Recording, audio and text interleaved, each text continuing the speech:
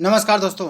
स्वागत है आप सभी का हमारे चैनल भक्ति ज्ञान में। दोस्तों, आज मैं आपको बृहस्पतिवार की व्रत कथा सुना रहा हूँ।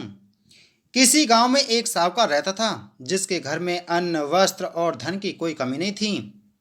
परंतु उसकी स्त्री बहुत ही कृपण थी। किसी भिक्षार्थी को भी कुछ नहीं देती थी। सारे दिन घर के काम काज में लगी रहती थी। एक समय एक साधु महात्मा बृहस्पतिवार के दिन उसके द्वार पर आए और भिक्षा की याचना की। स्त्री उस समय घर के आंगन को लीप रही थी। उस समय साधु महाराज से कहने लगी कि महाराज, इस समय तो मैं घर लीप रही हूँ, आपको कुछ नहीं दे सकती। फिर किसी अवकाश के समय आना। साधु महात्मा खाली हाथ चले गए। कुछ समय के बाद साधु महात्मा फिर आए। उसी तरह भिक्षा मांगी। साहूकार ने उस समय लड़की को खिला रही थी। कहने लगी, महाराज मैं क्या करूं, अवकाश नहीं है, इसलिए आपको भिक्षा नहीं दे सकती।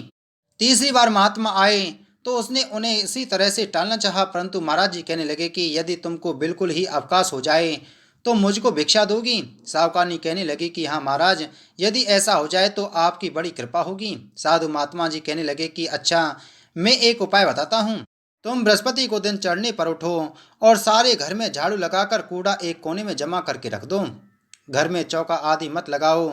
फिर स्नान आदि करके घर वालों से कह दो उस दिन सब हजामत अवश्य बनवाएं। रसोई बनाकर चूल्हे के पीछे रखा करो, सामने कभी ना रखो। सायंकाल को अंधेरा होने के बाद दीपक जलाया करो तथा बृहस्पतिवार को पीले वस्त्र मत धारण करो, ना पीले रंग की चीज़ों का भोजन करो। यदि ऐसा करोगी तो तुमको घर का कोई काम नहीं करना पड़ेगा। सावकानी ने ऐसा ही किया। बृहस्पतिवार को दिन चढ़े उठी, झाड़ू लगाकर कूड़े को घर में जमा कर दिया। पुरुषों ने हजामत बनवाई, भोजन बनाकर चूल्हे के पीछे रखा। वह सब बृहस्पतिवारों को ऐसा ही करती रही। अब कुछ काल बाद उसके घर में खाने को दाना न रहा। थोड़े दिनों में महात्मा फिर आए और भिक्षा मांगी, परंतु सेठानी ने कहा, महाराज मेरे घर में खाने को अन्न नहीं है, आपको क्या दे सकती हूँ। तब महात्मा ने कहा कि जब तुम्हारे घर में सब कुछ था तब भी तुम कुछ नहीं देती थी। अब पूरा पूरा अवकाश है तब भी कुछ नहीं दे रही हो। तुम क्या चाहती हो वह कहो। तब सेठानी ने हाथ जोड़कर प्रार्थना की, महाराज अब कोई ऐसा उपाय बताओ कि मेरे पहले जैसा धन धान्य हो जाए। अब मैं प्रतिज्ञा करती हूँ कि अवश्यमेव जैसा आप कहेंगे वैसा ही करूँगी।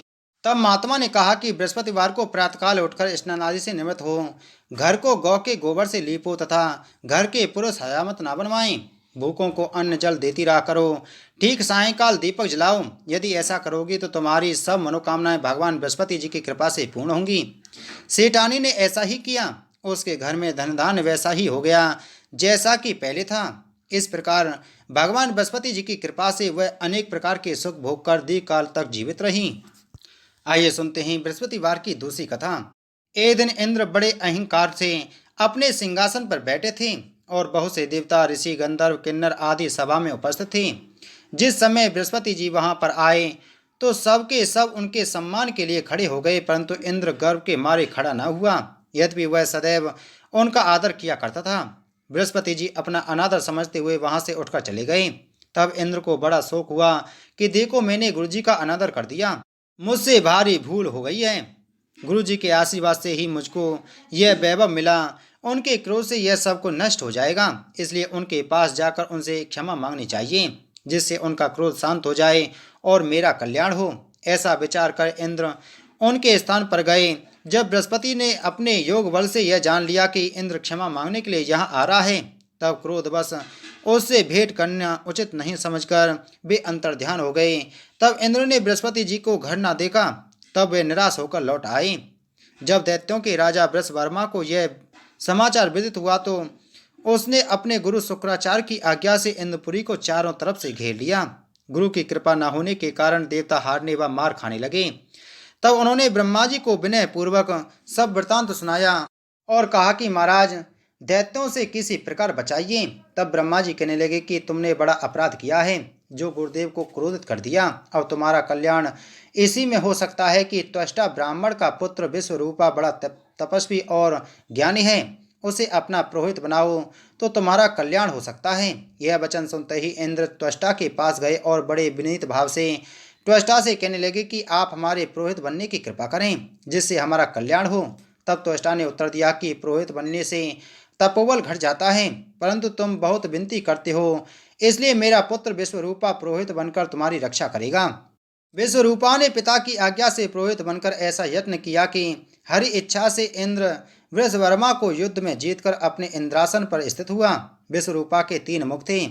एक मुख से वह सोमपल्ली लता का रस निकालकर पीते थे, दूसरे मुख से वह मदरा पीते थे और तीसरे मुख से अन्न आदि भोजन करते थे। इंद्र ने कुछ दिनों उपरांत कहा कि मैं आपकी कृपा से यज्ञ करना चाहता हूँ। जब विश्वरूपा की आज्ञानुसार यज्ञ प्रारंभ हो गया, तब एक दैत्य ने विश्वरूपा से कहा, तुम्हारी माता दैत्य की कन्या है, इस कारण हमारे कल्याण के निमित्त एक आहुति दैत्यों के नाम पर भी दे दिया करो तो अति उत्तम बात है। विश्वरूपा उस दैत्य का कहा मानकर आहुति देते समय दैत्य का नाम भी धीरे से लेने लगा। इसी कारण यज्ञ करने से देवताओं का तेज नहीं बढ़ा। इंद्र ने यह वृत्तांत जानते ही क्रोध होकर विश्वरूपा के 3 सर काट डाले। वह मदपान करने से भंवरा, सोमपल्ली पीने से कबूतर और अन्न खाने वाले मुख से तीतर बन गया। विश्वरूपा के मरते ही इंद्र का स्वरूप ब्रह्म हत्या के प्रभाव से बदल गया। देवताओं के 1 वर्ष तक पश्चाताप करने पर भी ब्रह्म हत्या का पाप न छूटा तो सब देवताओं के प्रार्थना करने पर ब्रह्मा जी बृहस्पति जी के सहित वहां आए। उस ब्रह्म हत्या के 4 भाग किए, उनमें से 1 भाग पृथ्वी को दिया। इसी कारण कहीं कहीं धरती ऊंची नीची और बीज बोने के लायक भी नहीं होती। साथ ही ब्रह्मा जी ने यह वरदान दिया, जहां पृथ्वी में गड्ढा होगा कुछ समय पाकर स्वयं भर जाएगा। दूसरा वृक्षों को दिया, जिनमें से गोंद बनकर बहता है। इसी कारण गूगल के अतिरिक्त सब गोंद अशुद्ध समझे जाते हैं।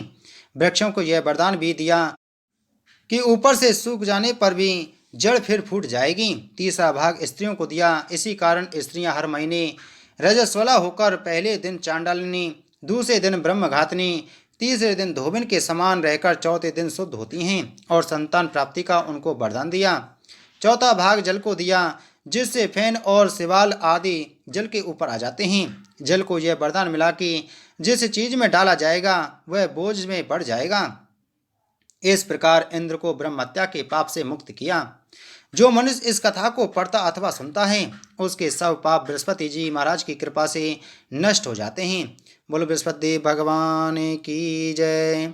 तो दोस्तों, वीडियो को ज़्यादा से ज़्यादा शेयर करें और अगर आप हमारे चैनल पर पहली बार आए हैं तो चैनल को सब्सक्राइब कर बगल में घंटी के बटन को जरूर दबाएं। आप सभी को जय श्री कृष्ण।